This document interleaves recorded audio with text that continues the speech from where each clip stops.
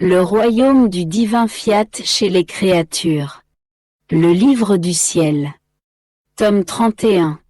Elle se sent régner sur son être. Rien ne sort de la créature qui ne soit revêtu d'un acte, d'une force et d'un pouvoir divin.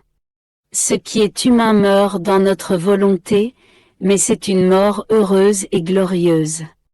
La volonté humaine meurt pour ressusciter avec la vie des actes. D'une puissance divine et d'une volonté qui n'est pas celle de la créature. Et la créature, sous l'empire qu'elle sent régner en elle, si elle devait faire d'autres choses avec son propre vouloir, même des choses saintes et bonnes, ne les ferait jamais. Elle serait heureuse de demeurer même durant des siècles sans rien faire plutôt que de faire un seul acte sans ressentir sur cet acte l'empire de l'acte opératif de ma volonté. Parce que dans ma volonté la créature comprend clairement ce que signifie un acte de ma volonté opérante. Comparé à un seul acte de ma volonté, des milliers d'actes accomplis sans l'acte divin ne seraient presque rien. Tu dois savoir que lorsque la créature entre dans notre vouloir, notre bonté est si grande et nous sommes si heureux de l'avoir avec nous, que nous lui cédons nos œuvres, nos pas, notre amour dans la mesure où cela est possible pour la créature.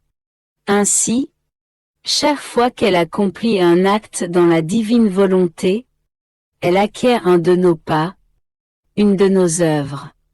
Elle prend alors notre amour, notre bonté, notre puissance. Totalement heureuse elle nous dit. Dans votre vouloir, j'ai votre amour en mon pouvoir.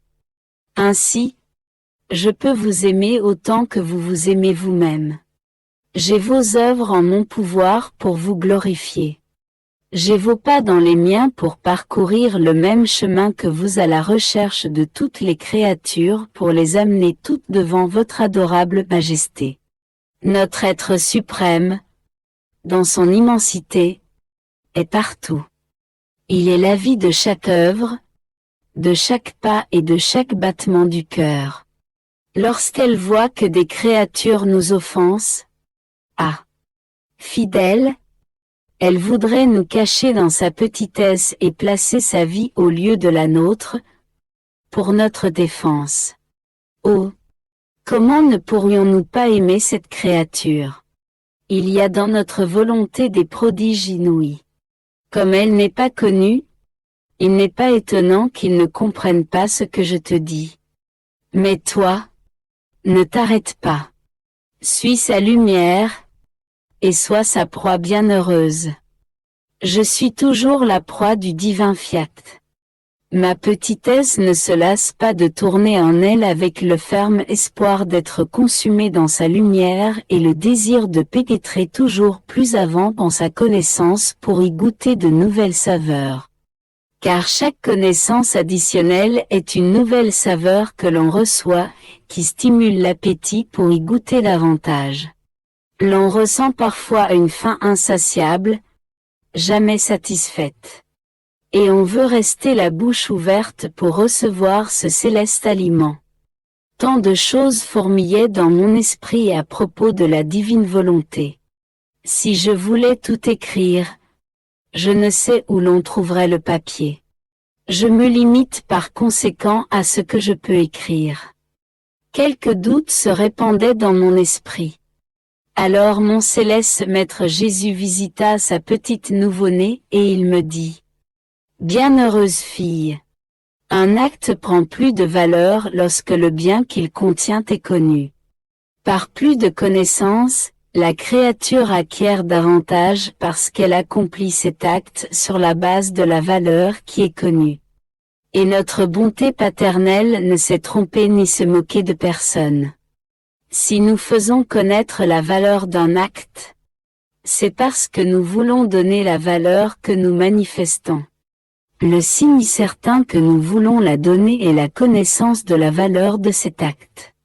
Nous faisons comme le roi qui prend du papier sans valeur et inscrit sur l'un la valeur 100, sur un autre 1000, et sur un autre encore la valeur 1 million. Le papier a la même qualité, la même forme, mais selon le nombre qu'il porte. C'est cela qu'il vaut. Par conséquent, qu'est-ce qui confère la valeur au papier? Le nombre est l'image du roi qui l'utilise comme monnaie pour son royaume. Nous faisons la même chose. Le papier est l'acte de la créature. La connaissance est notre image divine. Et la valeur est le nombre que nous inscrivons dessus. QY a-t-il d'étonnant alors si nous disons qu'un acte de notre volonté surpasse en valeur tous les actes réunis de toutes les créatures accomplis en dehors de notre volonté? C'est notre image qui est imprimée sur le papier de l'acte humain. La valeur de la connaissance inscrit dessus le nombre. Ne sommes-nous pas les propriétaires qui place la valeur que nous voulons sur le papier de la volonté humaine? Si le propriétaire est le roi qui inscrit la valeur qu'il veut sur ce vil papier, à plus forte raison le faisons-nous pour former la monnaie qui doit circuler dans notre céleste patrie. De plus, notre volonté était un don gratuit que nous avons fait à l'homme. Il ne nous a rien payé pour l'obtenir. Il n'avait d'ailleurs ni l'argent ni les moyens suffisants pour nous payer. En dehors du très vil papier de la volonté humaine que, pour son malheur, il ne voulait même pas nous prêter pour pouvoir conserver notre grand dos. Et nous étions pourtant son Père très tendre et très aimant. Et entre le Père et les fils, on ne tient pas de compte parce qu'il est connu que le Père doit donner aux enfants, et qu'avec justice, ils ont l'obligation d'aimer et d'estimer ce que leur Père leur donne. Telle est la raison pour le besoin de la connaissance de la divine volonté, et nous le faisons peu à peu afin que la créature apprécie ce grand don que nous voulons gratuitement lui faire. La connaissance va engendrer l'appétit, le désir de mieux connaître notre volonté, et la volonté humaine va peu à peu se disposer à subir la transformation et l'unification de la divine volonté. Et nous, sans nous préoccuper de savoir si la créature peut ou non nous payer, nous mettrons là notre image et l'incalculable valeur divine. Et nous serons heureux de voir nos enfants riches et heureux de notre richesse et de notre bonheur divin. Et d'où Jésus ajouta: Ma fille, tu dois savoir que lorsque la créature agit dans notre volonté, son acte subit la divine fécondité dans laquelle la semence divine est formée dans chacun de ses actes et qui, circulant dans l'âme, forme la divine semence dans sa pensée, sa parole, et en toute chose. De telle sorte que dans son petit acte peut se voir le doux enchantement de son Créateur, heureux de donner vie à l'acte de la créature par son aimante présence. Oh! Si tous pouvaient voir la douce surprise, le prodige inouï, l'être suprême inclus dans la brève ronde de l'acte humain. Ils en seraient si stupéfaits que le grand prodige de l'univers ne leur semblerait rien comparé à cela. Mon abandon dans le fiat continue. Sa force enlevante, investit et absorbe, et ma petite âme se sent si petite, à peine un atome. Et elle sent également son immensité qui ne peut être enclose en un si petit cercle. Mais en dépit de sa petitesse, mon âme ne veut pas rester inactive. Elle veut aimer, bénir, glorifier et remercier celui qui aime tant il a mis à la disposition de l'âme sa divine volonté. Mon âme était perdue en lui lorsque mon souverain Jésus visita ma petite âme et lui dit: Tu ne veux pas comprendre la valeur que contient un acte accompli dans ma divine volonté. Sa valeur est si élevée et sa grandeur est telle que la créature qui l'a fait ne peut elle-même la contenir. Comme l'âme est elle-même comblée sans pouvoir le contenir, l'acte déborde et s'écoule dans l'immensité du fiat éternel. Et tout ce que le fiat submerge et enferme dans son immensité répète cet acte de la créature. Ainsi, lorsque tu m'aimes, que tu m'adores, me bénis et me remercies, tu accordes un grand chant à toutes les choses créées pour répéter ton acte, si bien que le ciel et la terre, le soleil et le vent, les mers et les rivières, les plantes et les fleurs, tous disent en chœur, nous t'aimons, nous t'adorons, nous te prions. C'est comme un écho qui résonne partout et en tout.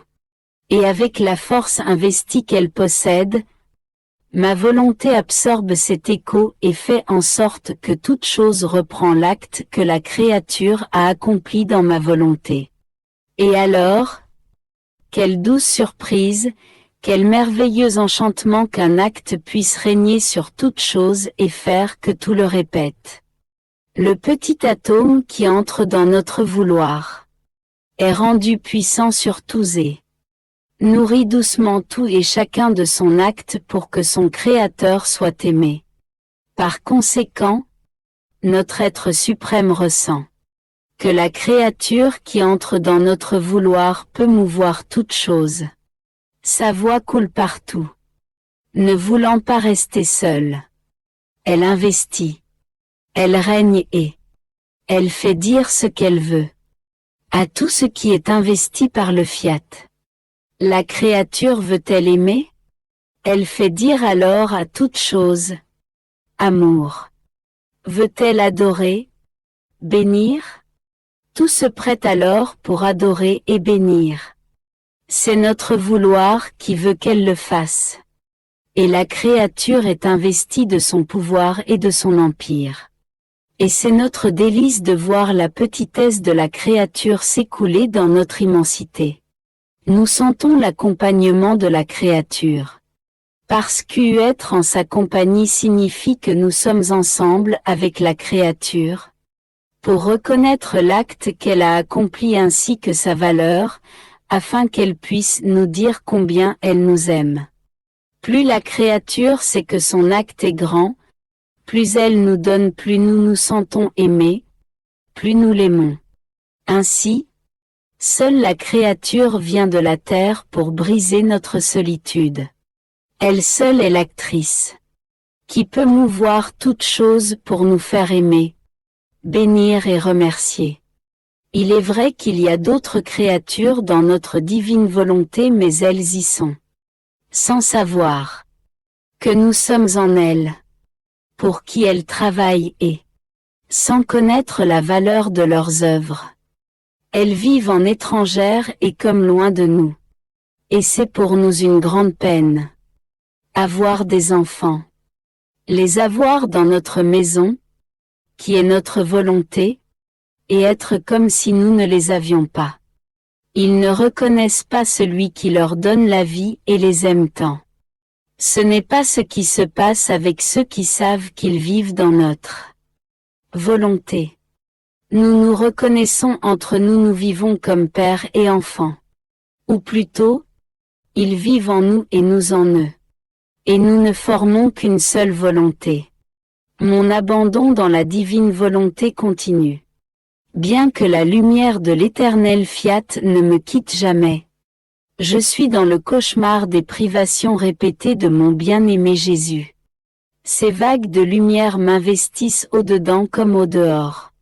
Elles deviennent battements de cœur, souffle, mouvement et nourriture de ma petite âme. Ah! Si ce n'était de la divine volonté dont la vie remplace tout, et de Jésus lui-même. Un seul coup mettrait fin à la vie et cette lumière m'emporterait au ciel. Mais, me disais-je, que mon exil est long. Quel bien est-ce que je fais? Et même si je le faisais, quelle est l'importance du bien que je pourrais faire? Je pensais cela lorsque ma chère vie, le doux Jésus, répétant sa petite visite, me dit: Ma fille, courage. Ma volonté te consume dans sa lumière pour former en toi sa copie divine. Et sa jalousie est si grande qu'elle ne cesse pas un instant de t'envoyer sa lumière pour ne pas te laisser le temps de faire ta volonté, mais toujours là. Mienne. Et à quel point ce bien est-il spécial? Tout est dans l'opération du bien. Il est la substance de la sainteté. Il est le soleil qui brille parmi les créatures par l'entremise des pas, des paroles et des œuvres saintes des créatures. Lorsque la lumière donne à la créature chaleur et lumière, elle donne lumière et chaleur à tous ceux qui l'entourent. Le bien produit la gloire impérissable sur la terre et au ciel. Qui peut enlever la gloire d'un bien que l'on a fait? Personne. Ni Dieu ni la créature. Et de l'intérieur de cet acte bon s'élève par nature la gloire que cet acte contient. Si bien que parfois les créatures sont oubliées, mais le bien ne l'est pas. Et il demeure comme vie au milieu d'elles. Par conséquent, chaque bien accompli chante la gloire et devient le narrateur de celui qui l'a fait. Ainsi, même si tu ne faisais qu'un seul bien en restant en vie, toute l'éternité te chanterait une plus grande gloire. Je poursuivais comme d'habitude ma ronde dans le divin vouloir. J'animais toutes les choses créées avec mon petit « Je t'aime ». Je voulais le laisser imprimer sur toute chose pour qu'il devienne la voix qui demande que le royaume de la divine volonté vienne sur la terre. Le bienheureux Jésus me surprenait une fois de plus.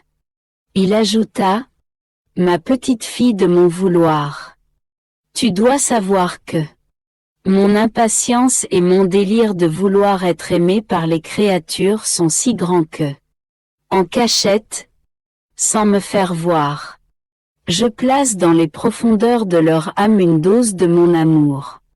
Selon leur disposition, j'augmente la dose et elles, sentant en elles mon amour, elles me disent de tout leur cœur, « Je t'aime, je t'aime. » Et moi, me sentant aimé, je triomphe dans l'amour de la créature. Ainsi, chaque « je t'aime » de la créature est pour moi un triomphe. Et bien que je l'ai moi-même placé là secrètement, il m'importe peu que ce soit un artifice de ma part pour me faire aimer. De plus, je tiens à ce qu'il soit venu de la volonté de la créature, de sa voix. Me sentant touché, je le ressens comme un amour venu de la créature. Chaque « je t'aime » est ainsi un triomphe de plus que tu permets à ton Jésus de connaître. Tu cherches à couvrir le ciel et la terre, et tout ce qui est animé et inanimé par ton « je t'aime ». Ainsi je vois toute chose parsemée de la beauté de l'amour de la créature. Et, ravi, je dis dans la force de mon amour. Oh, oui, comme je suis heureux. Je suis déjà aimé. Et si je triomphe dans l'amour de la créature, elle triomphe dans mon amour. Après avoir dit cela, il a gardé le silence. L'enthousiasme de son amour est si grand que, chancelant, il cherchait le repos dans mes bras. Après quoi, ranimé, il répétait avec une plus grande insistance. Ma chère fille, tu dois savoir que ce que je désire et ce qui m'intéresse le plus est de faire savoir que j'aime la créature. Je veux dire à l'oreille de chaque cœur, mon enfant, je t'aime, je serais heureux si j'entendais qu'on me réponde également. Jésus, je t'aime. Je sens l'irrésistible besoin d'aimer et d'être aimé. Oh, combien de fois on me laisse suffoquer dans mon amour. Parce que lorsque j'aime sans me sentir aimé, mon amour ne trouve pas à s'épancher et il m'étouffe. C'est pourquoi j'aime tenter, je t'aime. Lorsque tu le dis, il prend la forme d'une flamme rafraîchissante qui en venant dans mon grand feu d'amour m'apporte un repos et répand une rosée bienfaisante sur les flammes qui me brûlent. Il apporte la tranquillité à mon amour, à mes délires et à ma frénésie amoureuse. Parce que je suis aimé, je peux donner de ce qui est à moi. En pouvant donner de ce qui est mien, mon amour trouve à s'épancher. Ma fille, les cieux et la terre sont remplis et inondés de mon amour. Il n'est pas de lieu où mon amour ne ressente le besoin de déborder pour courir à la recherche de cœur et dire ces petits mots. Ma fille, je t'aime, je t'aime. Et toi, dis-moi que tu m'aimes. Et mon amour est toute oreille pour entendre la créature prononcer son « Je t'aime ». Si elle l'affirme, mon amour se sent rassuré dans la créature et il prend son doux repos. Sinon, il court, parcourt le ciel et la terre et ne s'arrête pas avant d'avoir trouvé quelqu'un qui lui dise « Je t'aime ». Chaque « Je t'aime » de la créature est un exutoire à mon amour. Cet amour, en entrant dans le mien, est incorporé dans mon propre amour qui a la vertu d'être diffusé en restant entier. Et formant les fissures, l'amour de la créature ouvre sa voie pour décharger mon amour. Cet amour est pur lorsque ma volonté l'anime. Vois-tu alors ce qu'est la longue psalmodie de T ? Je t'aime ? Ce sont autant d'exutoires que tu donnes à ton Jésus. Il m'appelle à venir me reposer dans ton âme. Par conséquent, je veux que tu me dises toujours ton « Je t'aime ». Je veux le voir dans tout ce que j'ai fait pour toi. J'aime toujours l'entendre, toujours. Et lorsque tu ne le dis pas, en soupirant, je dis « Ah ». Même la petite fille de mon vouloir ne me donne pas un continuel exutoire me permettant de me décharger dans son petit amour. Et je reste là dans ma peine et j'attends ton cher petit refrain. Je t'aime, je t'aime. Aime-moi, ma fille, aime-moi. Aie pitié de mon cœur blessé qui agonise. Je ne tiens plus, je délire, et comme un amant, j'implore ton amour. Et dans ma hâte, je t'embrasse, je te serre contre mon cœur. Pour te faire sentir combien mon amour est ardent et pour qu'au contact de mes flammes tu sois prise de pitié pour moi et que tu m'aimes. Oh! Rends-moi heureux et aime-moi. Lorsque je ne suis pas aimé, je me sens malheureux dans mon amour et j'en arrive à délirer. Et lorsqu'un cœur compatissant est pris de pitié pour moi et qu'il m'aime, je sens mon infortune se changer en bonheur. Alors, chacun de tes « je t'aime » devient un autre petit morceau de bois que tu jettes dans l'océan immense de mon amour et qui, se transformant en une petite flamme, augmente d'un degré ton amour pour ton Jésus qui souffre. Je me sens comme une petite enfant entre les bras de la divine volonté. Oh! Combien le fait d'être une petite nouveau-née me semble vrai. Comme je suis sur le point de naître, un autre acte de la divine volonté est déversé sur moi ou une autre connaissance m'est manifestée, et je renais dans cet acte et dans cette connaissance comme dans une vie nouvelle dans la divine volonté, que je n'avais pas en mon pouvoir et que je ne connaissais pas avant. Dans l'acte de recevoir cette vie nouvelle, je me sens renaître. Et alors que je suis en train de renaître, la divine volonté me donne un autre de ses actes. Elle m'investit d'une autre de ses connaissances. Je suis toujours dans l'acte de renaître. Ô puissance du fiat suprême! Tu ne sais jamais quitter la créature, il semble plutôt que tu me places dans le labyrinthe de ton immense lumière. dans l'acte de me donner toujours une vie nouvelle. Et je ressens le besoin de recevoir ta vie continuelle pour rester perdu en toi. Oh! Quelle heureuse perte! Car ce n'est pas une perte, mais une conquête de vie divine nouvelle que la créature fait venir. Mon esprit était perdu dans le divin fiat lorsque mon divin maître, visitant sa petite nouveau-née, me dit: Ma petite fille, mon amour est si grand que pour recevoir le dos de la volonté de la créature, je suis toujours dans l'acte de lui faire le dos de ma volonté dans tous les actes qu'elle accomplit. Je suis le premier à accorder mon dos. Je suis toujours en train d'épier pour savoir si la créature est sur le point d'accomplir un acte pour faire le dos de ma volonté dans cet acte. Ainsi, la créature, en voyant le grand dos que je lui fais, me fera le petit dos de sa volonté. Avec ce dos de mon vouloir que je donne ainsi dans tous les actes de la créature, la créature reçoit un nouvel acte de vie divine, et je la fais renaître dans cette vie divine qu'elle acquiert. Et tandis qu'elle est formée dans cette vie divine, je n'attends pas et je lui fais immédiatement le dos de mon vouloir. De cette manière, en faisant mon dos et en voulant recevoir celui de la créature, je crée l'alternance de vie de la créature. Ainsi elle ressent la croissance et la renaissance continuelle de sa vie dans le divin.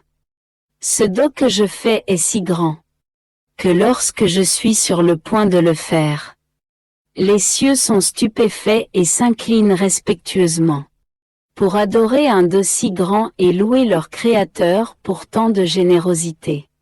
Et tous sont attentifs pour être spectateurs de la façon dont ce dos se développe dans l'acte de la créature. Et témoins de la nouvelle renaissance de la créature dans la vie divine, ils frémissent en voyant le grand prodige de la créature renaissant à une nouvelle vie divine chaque fois que ce dos de ma volonté est accordé.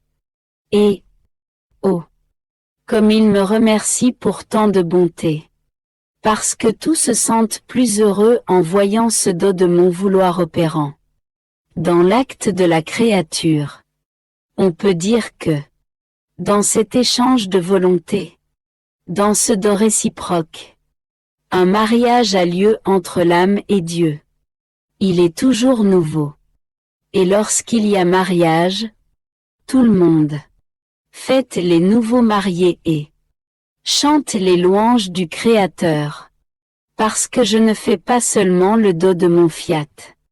Mais avec ce dos, je donne ma vie qui forme le lien d'inséparabilité. En quoi consiste la substance d'un vrai mariage entre l'humain et le divin? Oh! L'immense ingratitude de quiconque ne reçoit pas ce dos de mon vouloir dans ses actes. Spécialement en voyant ma hâte de vouloir le leur accorder.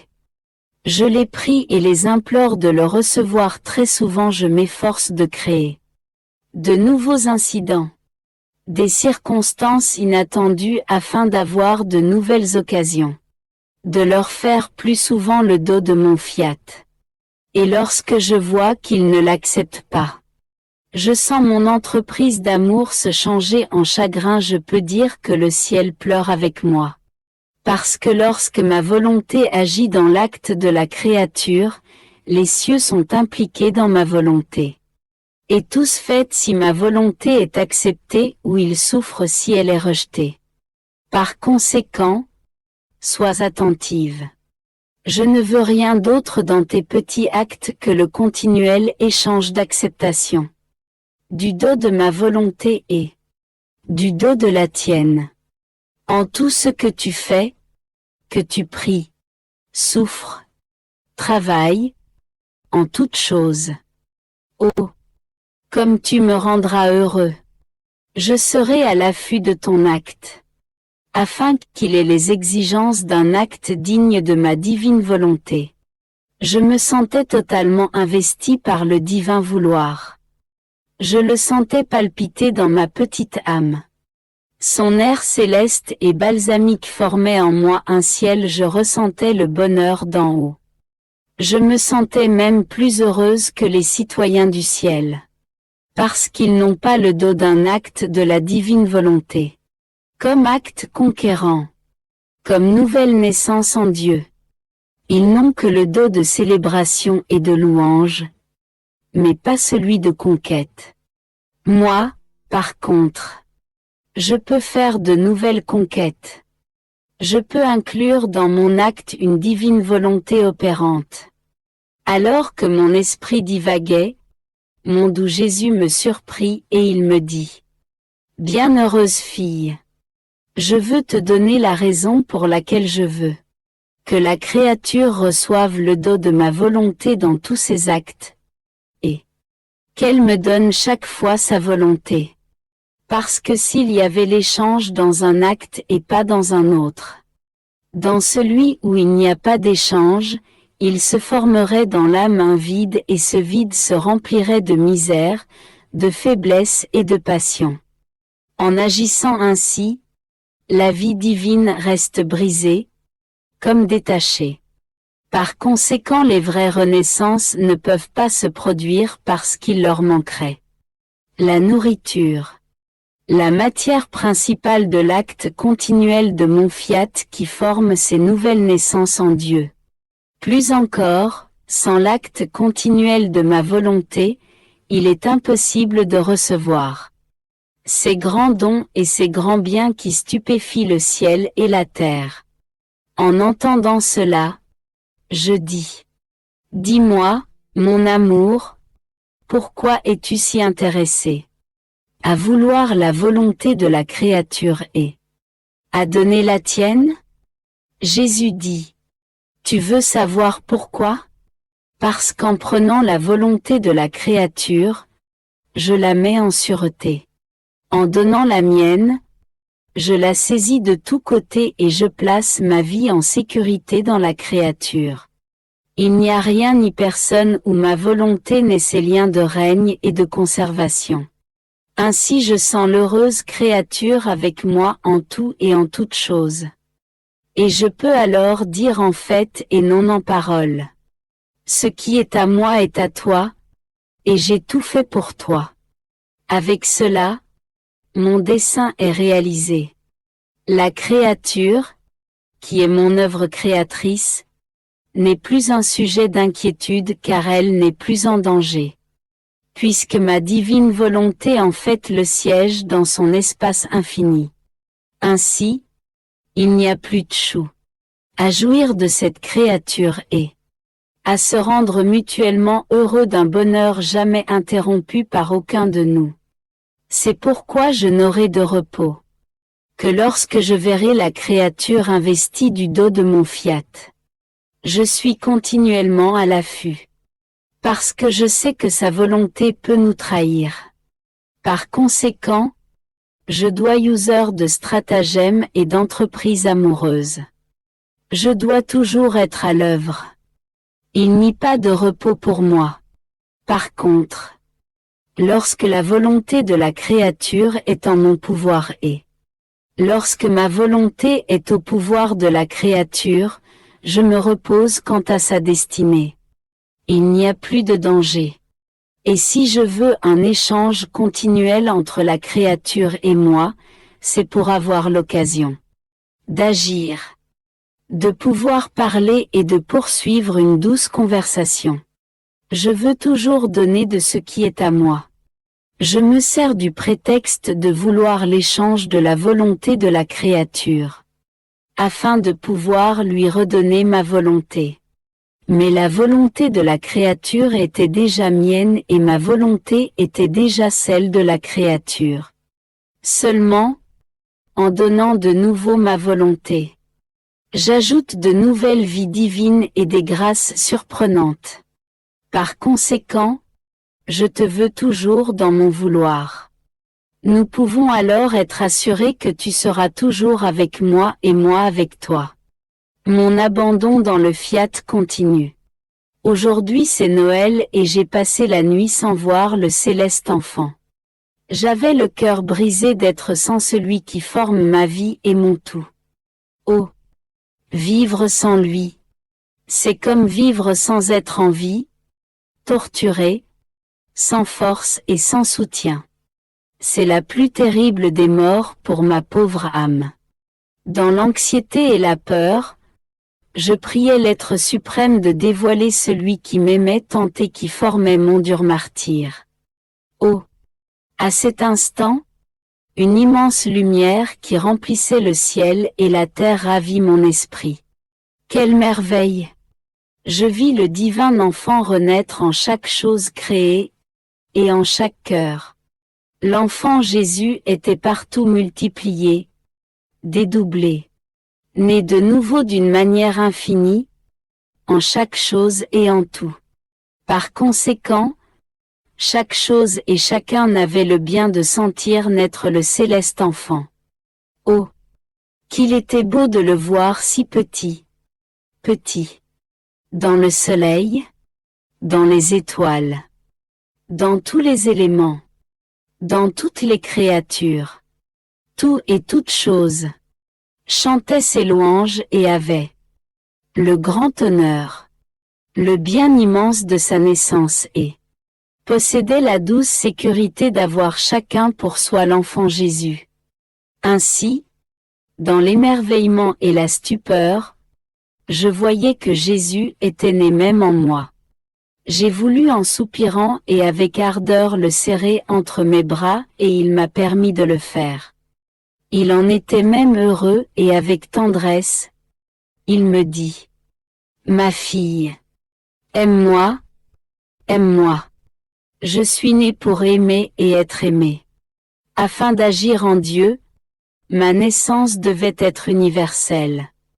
Je n'aurais pas agi en Dieu si je n'étais pas né de façon universelle pour que chacun puisse dire: Le céleste enfant est né pour moi.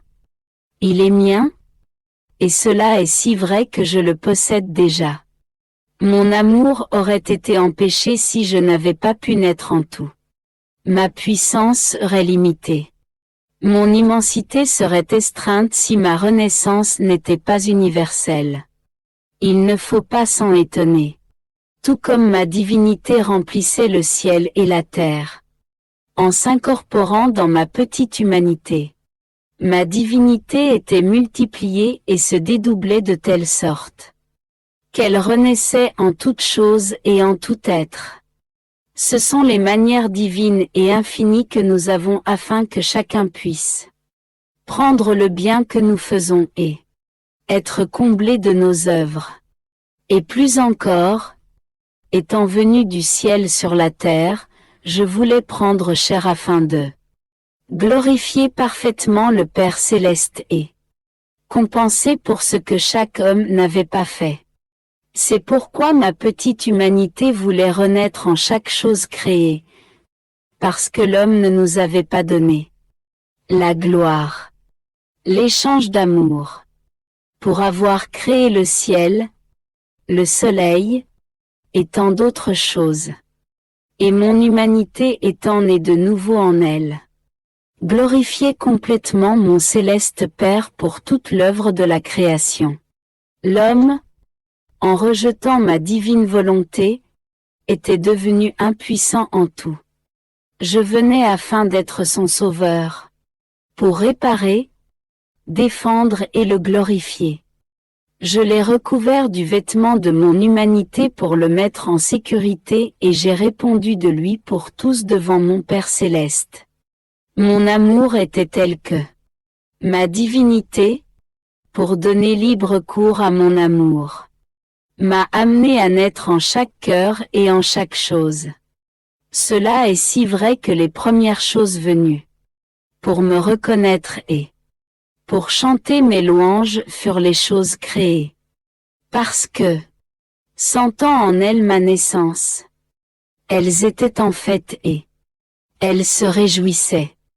Mais sais-tu dans quel cœur il y a fête lorsque je nais? Dans ceux qui possèdent ma divine volonté et reconnaissent immédiatement que je suis né dans leur cœur. Il y a en eux une fête éternelle pour moi. Les autres, par contre, me font pleurer, me font souffrir. En péchant, ils préparent le couteau pour me blesser et me tuer. Je demeurai ensuite totalement immergé dans son amour. En vertu de la scène émouvante du céleste enfant naissant de manière si universelle et en chacun, je pouvais comprendre beaucoup de choses. Elle est préférable de les parcourir en silence parce que, ne sachant pas comment les expliquer, je pourrais dire des bêtises. Afin de fêter le céleste enfant, je m'abandonnais totalement dans la divine volonté. Il revint à nouveau. Il était si gracieux, d'une beauté si rare, et personne ne peut être comme lui. Il s'est enfermé dans mon cœur comme lieu de sa naissance. Il était tout amour et il répétait en moi ses pleurs infantiles, ses gémissements et ses sanglots d'amour.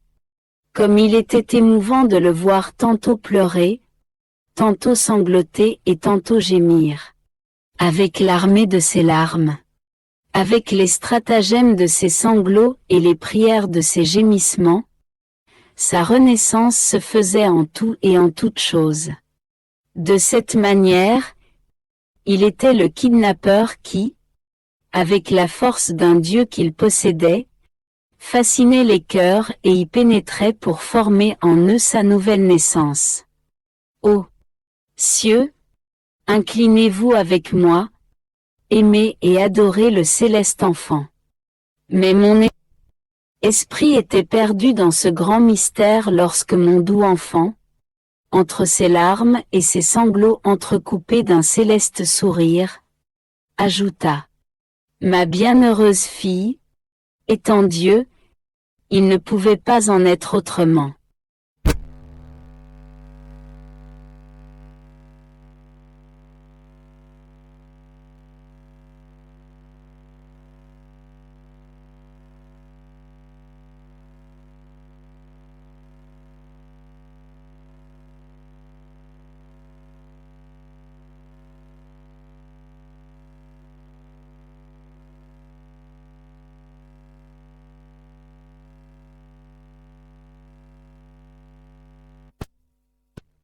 Autrement.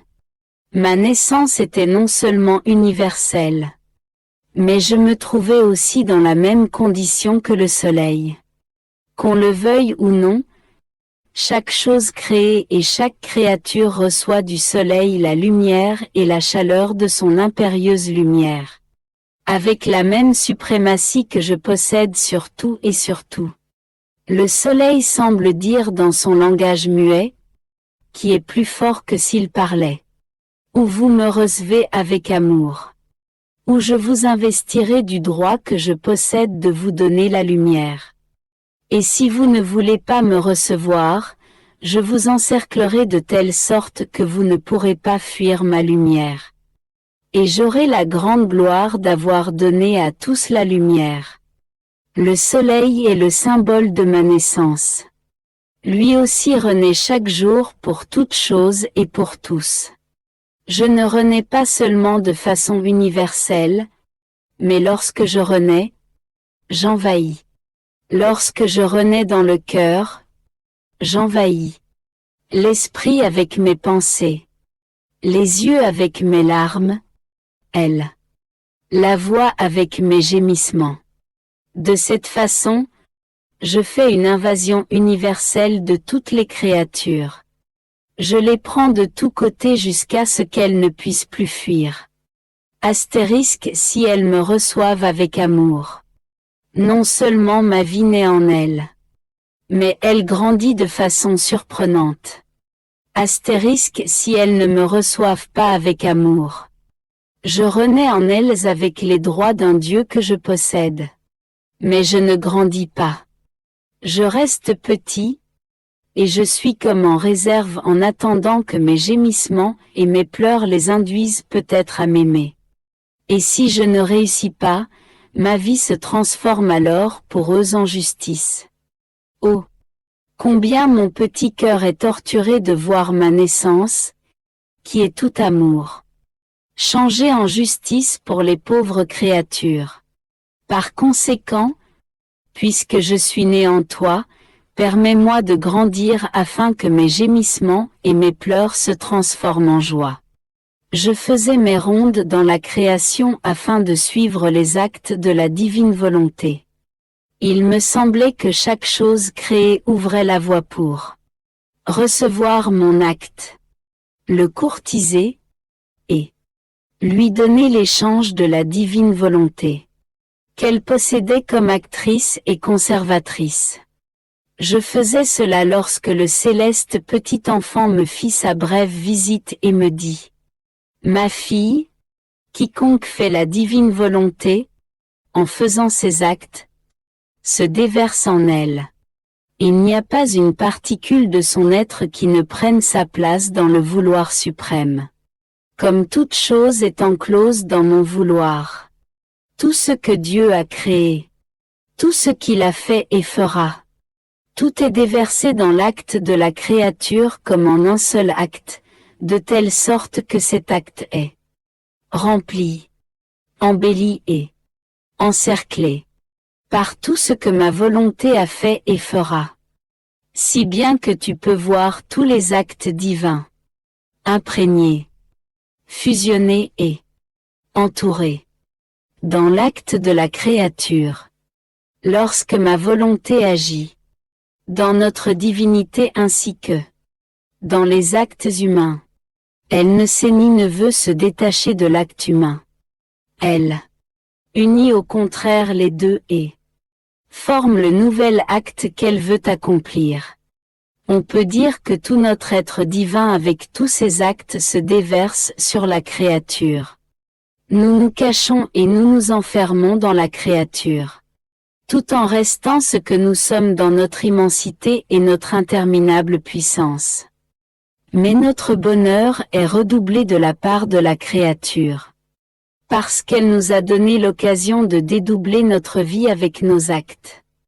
Et nous recevons la gloire, l'honneur, l'amour de notre vie et nos actes même de la part de celle qui permet d'être possédée par notre volonté. C'est ce qui se passe avec le soleil qui, de la hauteur de sa sphère, se donne à la terre. Il semble ne donner que sa lumière. Mais ce n'est pas vrai. Il donne avec sa lumière tout ce qu'il possède. Cela est si vrai que tu peux voir la terre recouverte d'une variété de couleurs, de goûts et de saveurs. Qui a donné tant de beauté, de substance, et autant de couleurs? La lumière? Ah! Non. C'est parce que la lumière a donné la substance, les propriétés que la lumière, le soleil, possède. On peut dire que la terre est enrichie, embellie par les propriétés que possède le soleil. Mais alors que le soleil donne, il ne perd rien de ce qu'il possède. Oh! Si le soleil pouvait raisonner, comme il se sentirait plus heureux et glorifié du grand bien qu'il donne à la terre. Reproduire notre vie et nos actes dans notre créature bien-aimée est pour nous un bonheur. Et nous goûtons la grandeur de la créature qui nous a donné le chant. Pour faire usage de notre pouvoir communicatif et pour nous reproduire en elle. Et moi, en entendant cela, je me disais, et s'il y a le péché, les passions, comment la créature peut-elle recevoir ce grand bien? Jésus ajouta, bienheureuse fille, lorsque l'âme est à la merci de ma volonté, celle-ci a la vertu de faire perdre la vie du mal. Il n'y a pas de péché ou de passion qui ne ressentent ce coup mortel. Ils meurent de leur propre mort. Lorsque ma volonté règne dans l'âme, ils sentent leur vie s'en aller. Quant au mal, ma volonté est comme la glace qui fait que les plantes fanent, se dessèchent et meurent. C'est comme la lumière pour les ténèbres qui, lorsque paraît la lumière, disparaissent et meurent. En fait, Personne ne sait où elles sont parties. Ma volonté est comme la chaleur pour le froid. Le froid meurt sous la vertu de la chaleur. Si la glace, la lumière et la chaleur peuvent faire mourir les plantes, les ténèbres et le froid, ma volonté a bien plus encore la vertu de faire mourir tout mal. Tout au plus. Si l'âme ne permet pas d'être toujours dominée par ma volonté, alors, là où ma volonté ne règne pas toujours, elle ne peut communiquer tous les biens et convertir toute chose en vie divine. Et là où manque la vie divine, c'est là que surgit le mal. Il peut se passer ce qui arrive aux plantes lorsque la force de la glace est enlevée. Bien que fatiguées, elles commencent à reverdir. Si la lumière est retirée, les ténèbres sont de retour, et si la chaleur est enlevée, le froid revient. C'est pourquoi il y a grande nécessité de toujours faire ma volonté et de vivre toujours en elle si tu veux pouvoir bannir tout mal et éradiquer même les racines de tes passions. Plus encore, mon divin vouloir veut toujours donner à la créature, mais afin de donner, il se tient à l'affût pour voir à quel point la créature agit dans ma volonté. Parce que pour chaque acte accompli dans ma volonté, la créature acquiert un droit divin. Ainsi, les actes accomplis par la créature sont autant de droits acquis dans la mer de mon fiat. Ma volonté acquiert le même nombre de droits sur la créature. Ces droits de part et d'autre font de Dieu et de la créature des propriétaires. Et ma volonté dédoublée et enfermée dans l'âme, selon ce que la créature est capable de contenir, prend la créature dans la mer immense de son vouloir qui règne en Dieu. Ma volonté veut toujours donner et augmenter toujours la capacité de la créature. Elle prend de la mer de ma volonté et agrandit la petite mer du vouloir dans les profondeurs de l'âme. On peut dire qu'elle fait de l'âme un petit bateau afin d'aller et de tourner dans la mer immense de son vouloir. Et dans la mesure où l'âme est disposée et agit, ma volonté enclôt à son tour de nouvelles doses de divine volonté. Par conséquent, je te veux toujours dans ma volonté afin que tu me donnes le droit de pouvoir toujours te donner, et toi de pouvoir toujours recevoir. Fiat. Je faisais comme d'habitude ma tournée dans toute la création pour y rencontrer la divine volonté dominante et lui donner l'échange de l'amour pour avoir créé tant de choses pour moi avec grand amour. Il me semblait que chaque chose créée était dans l'attente de recevoir le sceau de mon « Je t'aime ». C'était un droit, un tribut, un petit signe attendu de la terre pour cette volonté qui avait tant donné à toutes les créatures et qui était pour elles à la fois celle qui agit et qui conserve. Mais en faisant cela, il me semblait que mon doux Jésus prenait lui-même de ses mains mon « Je t'aime » et le plaçait comme un sceau sur ces choses créées.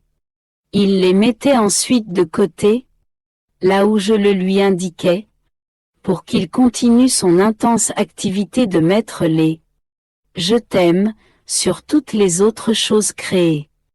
Et je m'émerveillais de voir l'intérêt de Jésus qui attendait patiemment. Je me disais, mais qu'est-ce que mon petit je t'aime peut avoir de si important pour en arriver à préoccuper et intéresser Jésus?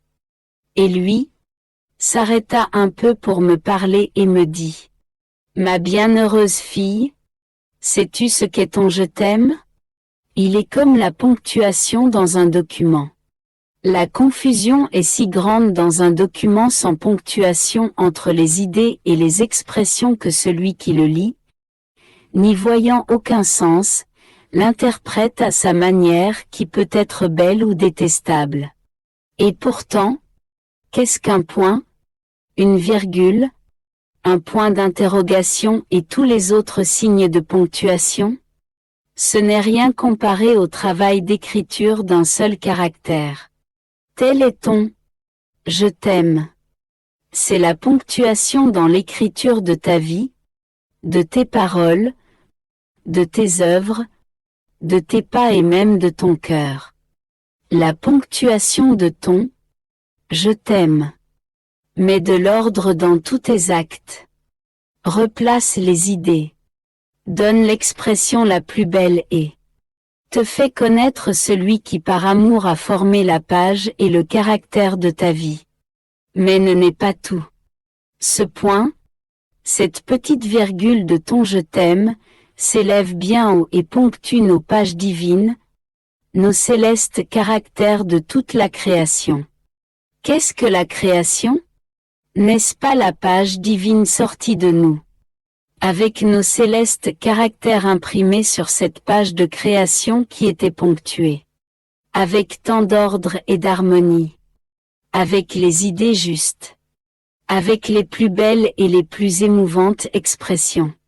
Écrites avec tant de valeur artistique que nul artiste ne peut imiter. Ton « je t'aime » s'unit à la ponctuation divine. En ponctuant, il reconnaît la valeur de nos caractères. Il apprend à lire notre page. Il comprend avec les idées justes tout ce que nous avons fait par amour. Il reçoit les plus belles et les plus émouvantes expressions de son Créateur. Il nous donne le petit tribut. Il compense avec cette petite richesse que nous, avec l'amour de la justice. Nous attendons des créatures. Plus encore, ton « je t'aime » possède la vertu naturelle d'être converti en bien. Je prends, moi, avec un amour total, les points et les virgules de tes « je t'aime ». Je place ta petite lumière sur notre divine ponctuation. Et regardant toute la création, je ressens un amour intense en voyant dans la ponctuation céleste celle de la petite fille de notre vouloir. Mais dis-moi, ma fille, pourquoi me dis-tu « je t'aime » et pourquoi veux-tu revêtir toutes les choses créées de ton « je t'aime » et moi, parce que je t'aime et que je veux être aimé par toi. Et Jésus, par conséquent, tu dis « je t'aime » parce que tu m'aimes. Mon plus grand bonheur, mes soupirs, mes attentes et mes délires ne sont-ils pas d'être aimé par les créatures? Ne sais-tu pas qu'avec chaque « je t'aime », je murmure dans l'oreille de ton cœur « je t'aime » et que je place la ponctuation céleste sur la page et les caractères de ta vie? N'es-tu pas heureuse? Et moi? Mon amour, non. Ce n'est pas assez. Je ne suis pas heureuse avec seulement ta ponctuation. Ma ponctuation peut être suffisante pour toi. Car comme je suis petite et bonne à rien, je ne sais rien faire d'autre. Mais toi, tu sais comment faire toutes choses. Pour me rendre heureuse, je veux que ce soit toi qui formes ma page et les caractères de ma vie. Jésus. Oui. Oui. Je veux te rendre heureuse.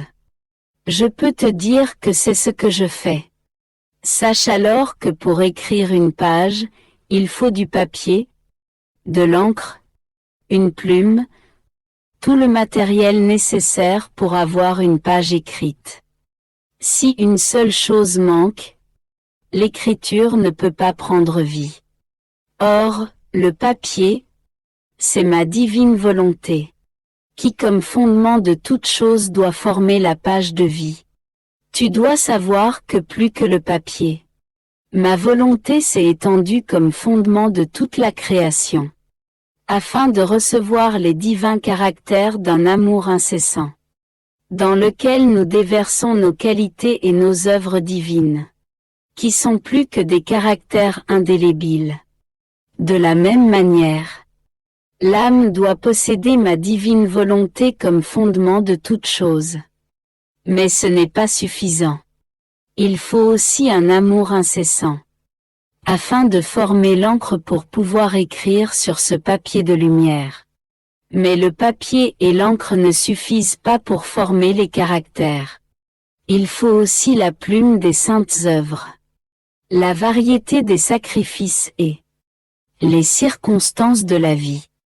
Pour former la plume et être capable d'écrire des caractères qui soient beaux et ordonnés ainsi que des expressions émouvantes qui, parfois, provoquent les larmes et remplissent alors le cœur de joie. De cette façon, quiconque sera capable de les lire se sentira transformé et il recevra la vie du bien que possède cette page. Et moi, auteur et écrivain divin, lorsque je trouve le papier, l'encre et la plume, tout comme j'ai formé et écrit la page de la création, avec un immense délice, je m'emploie à former et à écrire la page de la créature.